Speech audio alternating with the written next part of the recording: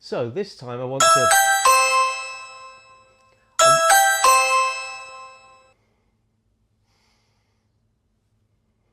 Done? Man, I tell you what, I really miss doorbells. Because these ring things are just so obnoxious. They're the pits. Anyway, as I was trying to say, what I wanted to talk to you about this time is the marketing metrics that matter for SMEs. So if you're the biggest business in the world, or kind of turning over millions, you can afford regular brand tracking that will give you absolutely amazing insights in terms of your brand awareness, consideration, preference, etc., the attributes that you're seen as, what your target market really wants. But it costs money. And you might even have econometric modeling, so you can see what's working, what isn't, and when. But for most small businesses, you're not going to have that. So quite often we get bogged down in the kind of the short-termism of ROI, and that's okay. That's important. So marketing does have two speeds. So you're going to sell more to more people, the more people that know you. I think that makes common sense. It's something I've talked about in the past. But that doesn't show up in the bottom line immediately. It's not as easy to track, but we'll come back to that. What is easy to track is your sales activation marketing, your pay-per-click, or kind of events when you're looking to build meetings. You can easily track the ROI there, and you must. But what you can also track is your fame, your brand awareness metric, which is important because you're going to sell to more people.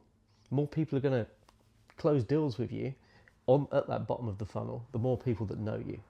It's common sense, but it's also been proven. And so I think one of the measures that you can use for that is search, branded search. Now, let's take a step back. People searching for your services are not the same as people searching for you. If people are searching from you, they know of you from somewhere, okay? So, and again, we don't need to be empirical about this, but we can track the patterns. We can see if more people are searching for your brand through share of search. So it might well be, you could use Google Trends, or I use a tool called My Telescope. And what it allows me to do is to track over time for myself, for my clients, how we're growing share of brand search. So if we look at, one of my clients, for example, it's not just their brand name, because quite often brand names can mean multiple things. I'm not the only John Lyons in the world. I know, can you believe it? What a cheek. But having brand plus category search terms, so John Lyons CMO, John Lyons fractional CMO, John Lyons Essex marketing, or John Lyons London marketing, people are more likely to be looking for me. Or guy in a hat, guy sat in front of bins marketing. So if we can get those terms, we can then track the performance of them over time. And that's going to show you if you're increasing your brand fame. So it could be just looking at share of search, as I said, Google Trends or My Telescope. Another kind of low cost or no cost way of doing it is to look at the organic search and direct traffic hits to a website. So if you're doing marketing and more people are looking for your website or looking for you or typing your brand name into their search toolbar, then that's because you're generating more fame. So over a period of time, we'd expect to see a growth.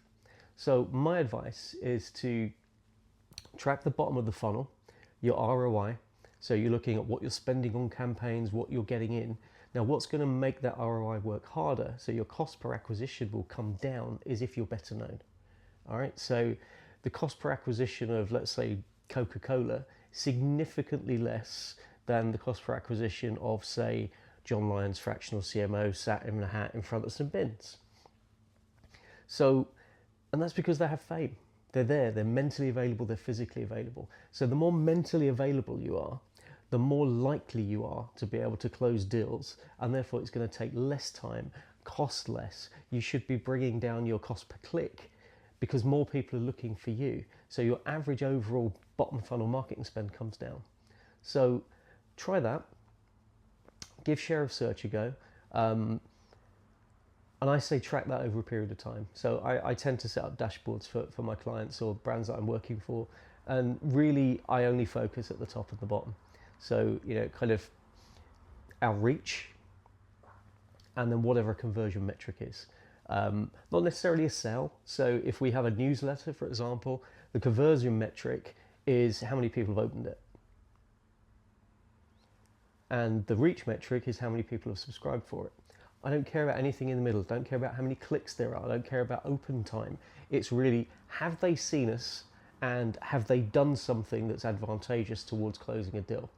And you can do that across social media, you can do that across email, you can do that in person. All of these things are kind of defined. And alongside that, I track share of search. And that's how I'm able to kind of qualify and quantify the value of the marketing that we do. So I hope that was useful. And for fuck's sake, I can't. Really? Can you just turn it down a bit?